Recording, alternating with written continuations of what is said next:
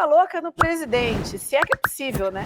Mas durante uma coletiva, o Donald Trump ameaçou prender o candidato democrata à prefeitura de Nova York, o Zohran Mamdani. Crítico da nova política de imigração de Trump, Mamdani virou alvo de ataques dos republicanos. Trump disse que se o democrata não colaborar com autoridades federais, ele será obrigado a prender o opositor. O Mamdani respondeu. Vou ler aqui para vocês, trazendo destaques, né? O presidente dos Estados Unidos acaba de ameaçar me prender, retirar minha cidadania, me colocar em detenção e me deportar.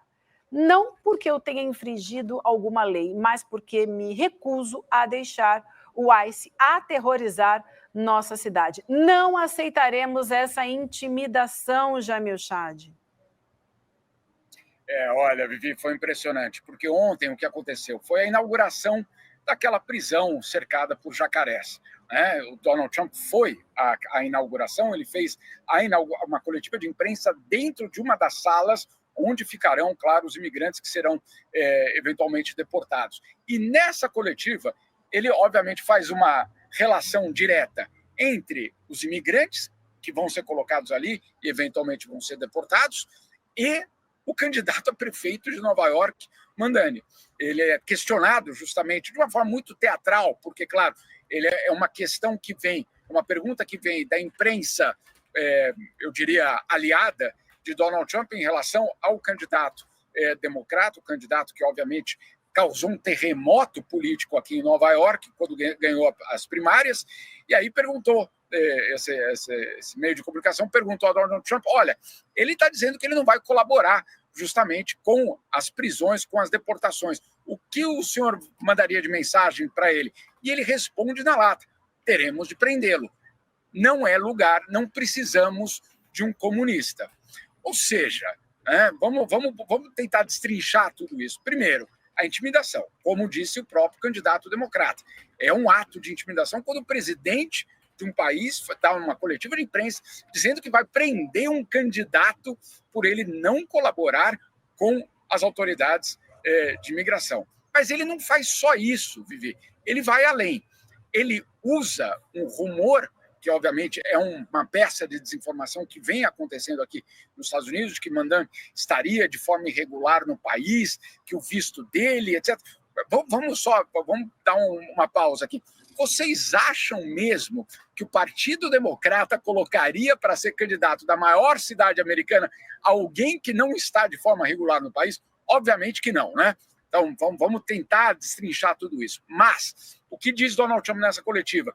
Bom, tem muita gente dizendo que o status dele migratório está em dúvida. Ou seja, o que Donald Trump está dizendo, até o candidato democrata da maior cidade dos Estados Unidos pode ser alvo de uma deportação.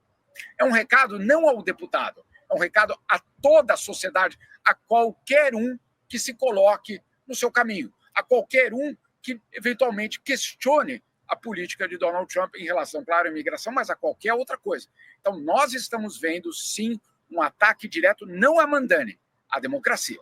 É absolutamente chocante ver isso acontecer ao vivo. Não é um memorando secreto, não é um documento que alguém vazou, é uma declaração à imprensa de que eu, presidente americano, vou às últimas consequências para manter o meu regime, basicamente, né? Como até já vem sendo colocado aqui.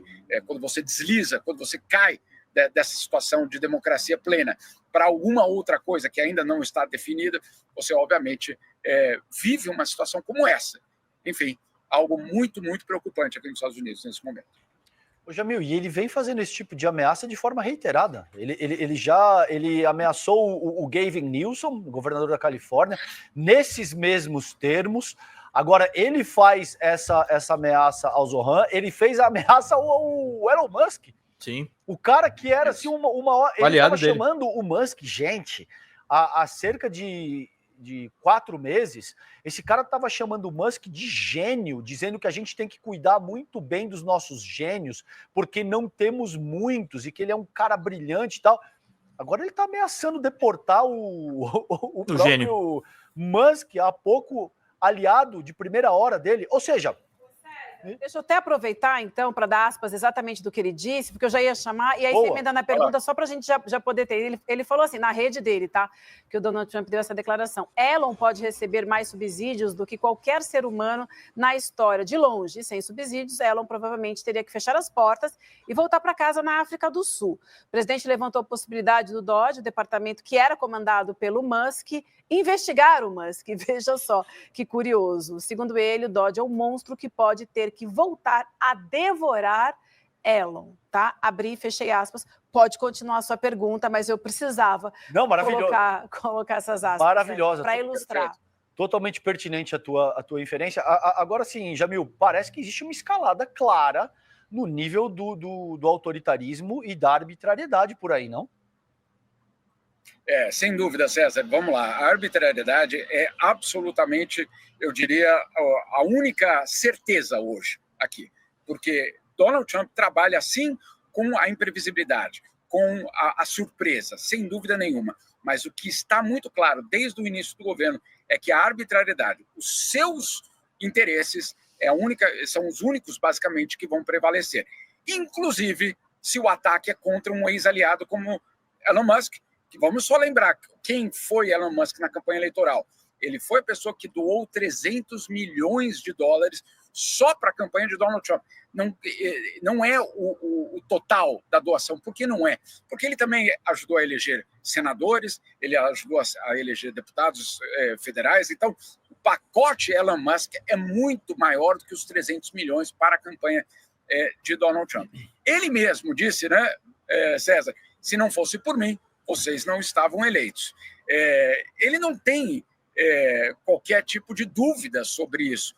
O que leva, obviamente, a uma situação hoje da gente ver essa lavagem de roupa ao vivo. E a gente vê, ao ver tudo isso, ao ler tudo isso, ao ver essas declarações, a gente descobre algo muito fundamental. É claro que os interesses privados de ambos os lados é o que norteia, basicamente, o movimento da extrema-direita. Elon Musk, sim, é acusado de estar envolvido com política não pelo bem do país, mas pelos seus subsídios. Isso quem diz é Donald Trump. Não é a oposição, não são os comunistas que estão acusando Donald Trump disso. O Elon Musk disso. Quem está acusando o Elon Musk de querer tirar proveito particular disso tudo é o próprio Donald Trump, seu ex-aliado. E o que diz Elon Musk em relação a Donald Trump? A mesma coisa. Ele só está interessado no poder.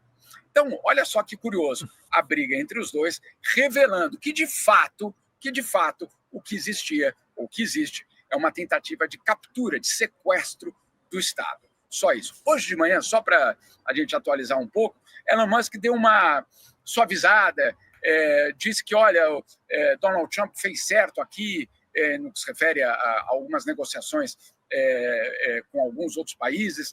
Ele tem toda uma suavizada. Então, ninguém sabe, o dia está começando aqui ainda, César, se é um dia de reconciliação ou se é só, vamos dizer assim, um espasmo, né? Uma situação de surpresa e logo eles voltarão a se enfrentar nas redes sociais.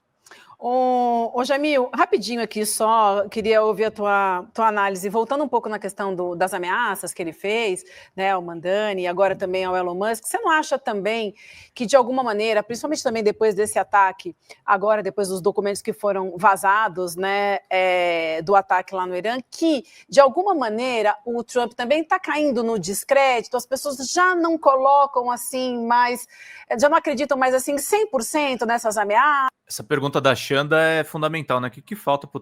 A extrema-direita é um negócio muito louco, né? A gente está em contato com a Cari Santos, tá, gente? Teremos o Folha Entrevista hoje às 21 horas, faltando um membrinho só para a gente fechar a meta, gente. Falta um membro para a meta. E eu não quero que seja a nossa querida Lilian Macedo que mande esse membro. Vamos lá, você que nunca contribuiu aqui com a nossa live, manda um membrinho, R$5 mensais, você vai lá, ajuda, principalmente você que nunca comentou aqui, você ganha um curso de jornalismo, 9 aulas, se você contribuir com a gente mensalmente. Vamos lá. Nossa, você não está começando a virar uma piada aí dentro dos Estados Unidos também? Sem dúvida, Vivi. Ele virou, na verdade, em dois aspectos, isso que você está colocando. Em primeiro lugar, aqui nos Estados Unidos, a credibilidade das suas declarações, elas, obviamente, são muito afetadas. Por quê? Porque ele volta atrás, horas depois de dizer uma coisa, ele diz outra. Primeiro, foi colocado isso como o grande negociador, que ele fazia isso, na verdade, para influenciar, para conduzir uma negociação da forma que ele gostaria. Não é exatamente assim sempre. Pode até ser em alguns casos, mas o que também existe é, obviamente, uma tentativa de um governo driblar obstáculos e acabar cedendo em alguns elementos. Então, você tem toda a razão. Aqui, internamente nos Estados Unidos, começa a haver muita dúvida em relação às declarações de Donald Trump. Mas as dúvidas também acontecem em relação a outros governos, ou seja, governos parceiros comerciais ou adversários começam a duvidar não só da palavra escrita por Donald Trump nas redes sociais, mas também do conteúdo das negociações.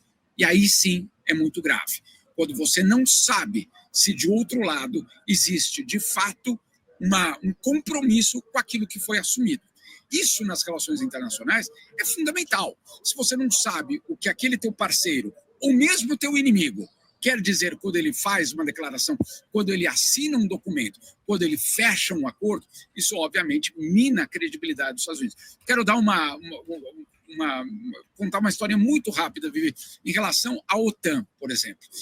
Donald Trump voltou da reunião da OTAN inflado, né? Dizendo, eu consegui que a Europa se comprometesse a gastar 5% do PIB de cada país com a segurança europeia, com o financiamento da OTAN. Fui eu que consegui isso porque eu pressionei. Olha, eu conversei com europeus, diplomatas europeus, que eles contam uma história muito diferente. Qual que é a história que eles contam? Olha, nós não temos mais como confiar nos Estados Unidos. Como nós não temos como mais ter essa confiança, como não há como saber o que eles vão fazer, a nossa decisão pela nossa segurança foi sim gastar mais, porque nós já não temos nenhum tipo de, eu diria, confiança, né? De que do outro lado existe um parceiro com credibilidade. Muito bem. Jamil, eu estou vendo que está chovendo, não foram os relâmpagos ainda bem, mas é a chuva. Podemos continuar? Você está preparado? Tem um guarda-chuva aí? Não tem guarda-chuva, mas por enquanto é aquela chuvinha tranquila que daqui a pouco passa. Mas se o VAR chamar, aí a gente convoca o time para fora de campo. Tá bom. E vamos continuar então com o Jamil enquanto chove, enquanto pode chover, porque pode ser que o Trump decrete, né, lance um decreto dizendo que não pode mais chover também. Tem isso então, também. enquanto, né, vamos aproveitar enquanto tem chuva aí. Mas você falava, quando a gente trouxe aqui a notícia do Mandam, que ele deu essa declaração durante a inauguração da prisão, e eu queria falar um pouco disso também. Então, ele inaugurou ontem, né, esse novo centro de detenção de imigrantes nos Estados Unidos, chamada de Alcatraz dos Jacarés. A prisão é cercada por pântanos e pode abrigar cerca de 5.000 pessoas. Os primeiros imigrantes começarão a ser colocados a partir de hoje nessa prisão, que é localizada na Flórida. Eu queria te ouvir muito, assim, Jamil, sobre a reação por aí em relação a essa inauguração, essa prisão. Olha, Vivi, vamos lá, essa prisão, a gente até falou sobre ela semana passada. Ontem, o que Donald Trump disse é que era num lugar brilhante. Quem tomou a decisão foi alguém brilhante que chegou à conclusão que aquele era um local ideal para uma prisão para a deportação. Vamos tentar entender essa frase? O que ele está dizendo é que o processo de desumanizar o outro passa por essa humilhação. É isso que ele está dizendo. Vocês não são dignos sequer de serem tratados como seres humanos, né? Essa é a mensagem que ele está passando.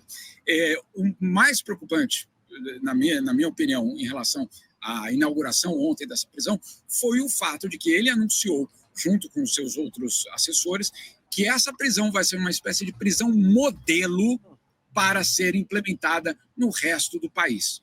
Ou seja, a desumanização como política de Estado, sim, para todas essas pessoas.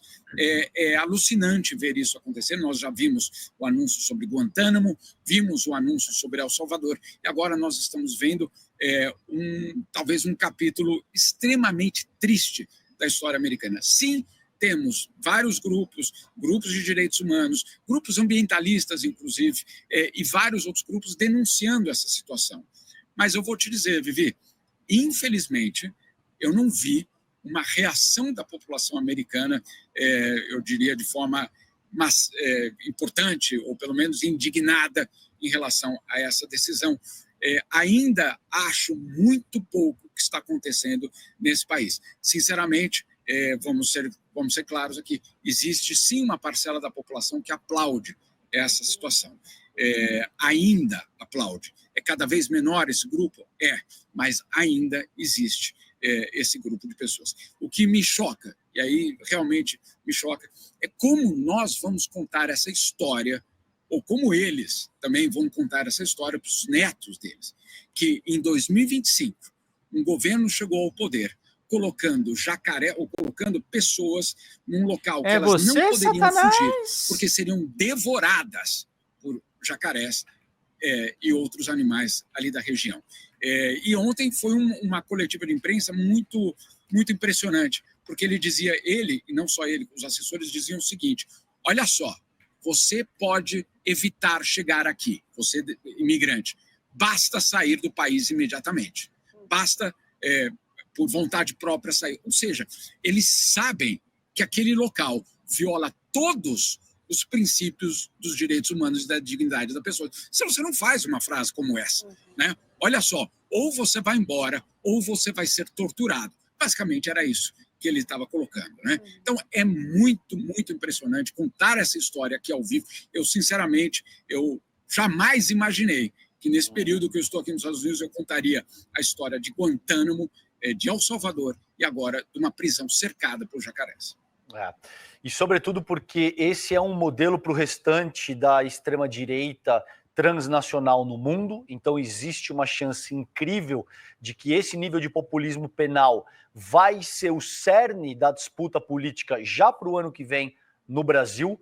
A gente viu o Bukele virou uma grande referência para essa extrema-direita nacional. O Bukele, agora que você sabe, está sendo acusado de vínculo com o MS-13, inclusive, o paladino da moralidade e do processo ali que ele vem conduzindo em El Salvador. Então, tudo isso é muito preocupante, porque é um reflexo claro de como essa extrema-direita, não só o trumpismo, essa extrema-direita transnacional pretende atuar com base num tipo de populismo penal absolutamente agressivo e que pune, no fim do dia, grupos específicos, né? Tem uma determinação racial, tem determinações por nacionalidade, a gente sabe disso, e isso ganha ressonância junto à própria população, que começa a dizer, Jamil passou por isso, é um caso dele que eu estou relatando, e eu só estou falando isso porque ele relatou isso publicamente, exato, que diga, olha, uma criança dizendo para outra, tomara que você seja deportada. Sim. Então isso ganha ressonância na vida social, política,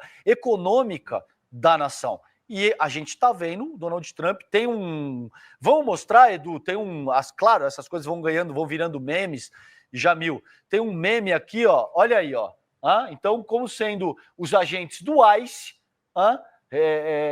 retratados como jacarés, como crocodilos, porque efetivamente é isso que está se produzindo. Essa prisão é cercada por jacarés, um pântano, o Trump se vangloriando disso, como se você tentar fugir, você vai ser devorado por um... A coletiva não falou? O jacaré você não precisa pagar. Isso. De guarda, porque o jacaré trabalha de graça, você não precisa pagar. Se vangloriando desse tipo de coisa, inclusive, aliás, nessa coletiva, Jamil, ele parecia absolutamente desconexo. Uma hora ele falava de groceries, de compra, depois em seguida ele falava de outra coisa absoluta. Muita gente, assim, chegando a questionar, porque esse foi uma abordagem que ele utilizou contra o Biden, Vivi, de que o Biden estaria senil e não estaria dando conta de concatenar as ideias e tal.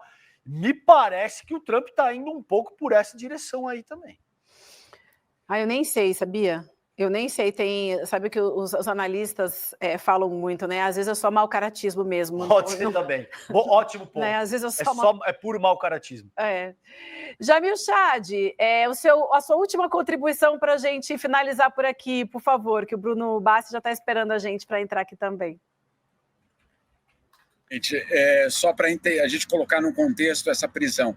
Os americanos, o governo americano precisa aumentar a capacidade dessas prisões pelo país, das atuais 41 mil lugares para imigrantes que serão deportados, para 100 mil. Nossa. Então, essa prisão faz parte de uma operação para ampliar de uma forma impressionante o número de centros de detenção pelo país, para que essas deportações ocorram de uma maneira ainda mais acelerada. Isso, sim, é preocupante, porque, claro, qual é o processo de estudo? Até que ponto uma pessoa vai ter o direito de se defender ou não? Vamos lembrar, aquelas pessoas que estão ali dentro, né, daquela prisão, elas já foram vítimas, eventualmente, da violência no seu país de origem, de um colapso econômico na sua região. Ninguém migra, ninguém sai do seu país se a sua situação é confortável. Não existe essa possibilidade. Um caso ou outro, sem dúvida, por algum interesse particular, etc. Mas você não tem um número impressionante de imigrantes. Bom dia, Marcelo. Cadê o membro, gente? Faltando um membrinho só. Obviamente, uma situação de direitos humanos, etc. Bom, aquelas pessoas ali foram vítimas do seu próprio país, são vítimas hoje do medo instaurado pelo governo Donald Trump e estão sendo colocadas em locais que eu tenho certeza que nós nos envergonharemos de estar contando essa história em algum lugar no futuro. Que nós vamos falar como é que aquilo ali aconteceu em 2025. E como o mundo foi permissivo, né? Fala, pessoal da Folha Democrata, que é Pedro Zambarda, editor do canal, falar um pouquinho a respeito da necessidade de vocês financiarem a Folha Democrata, gente. A Folha Democrata é financiada através de um Pix chamado Folha Democrata, é o endereço do Pix, né? folhademocrata@gmail.com. Nós precisamos do nosso jornalismo financiado por vocês que são do nosso público, porque nós passamos vários perrengues aqui com o YouTube, vocês sabem muito bem. E mesmo assim, graças a essa comunidade muito unida, a gente conseguiu fazer lives históricas, acompanhar praticamente ao vivo a campanha do Guilherme Boulos, trazer informações exclusivas a respeito de Gustavo Gayer, de Olavo de Carvalho, de todos os bolsonaristas, combater as fake news e tudo o que a gente acompanha. Por R$80 no nosso Pix, você ganha um curso de roteiro para série, o que é muito importante se você é artista, roteirista, se você lida com essas práticas da economia criativa. Outra forma de você colaborar também é se tornando membro aqui do nosso canal. Isso é muito importante para você fazer as suas atividades por aqui, porque você tem acesso a vídeos exclusivos e nós temos um curso de jornalismo básico para você poder acompanhar a partir de R$5, que é ministrado por mim. A gente tem aí quase uma dezena de aulas e muito conteúdo para você poder acompanhar. Meus caros, minhas caras, financiem o jornalismo independente, financiem o jornalismo que se posiciona à esquerda, financiem o jornalismo na internet, que traz informações confiáveis, checadas, que cruza informações e que trata você, que é o nosso público, de uma maneira muito séria. Vida longa e próspera, gente. Cuidem dos seus. Até mais. Tchau, tchau.